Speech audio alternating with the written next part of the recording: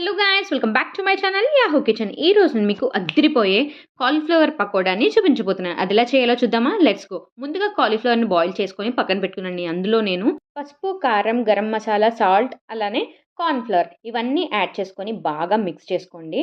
బాగా మిక్స్ చేసుకున్న తర్వాత ఒక 2 టేబుల్ స్పూన్స్ ఆఫ్ కర్డ్‌ని యాడ్ చేసుకొని మీరు జీడిపప్పును కూడా యాడ్ చేసుకోవచ్చు. చాలా టేస్టీగా ఉంటుంది. అలానే కరివేపాకు కూడా వేసుకొని మొత్తం అంతా బాగా మిక్స్ చేసుకున్న తర్వాత ఇప్పుడు ఆయిల్ వేడెక్కిన తర్వాత కొద్ది కొద్దిగా వేసుకొని వేయించుకోండి.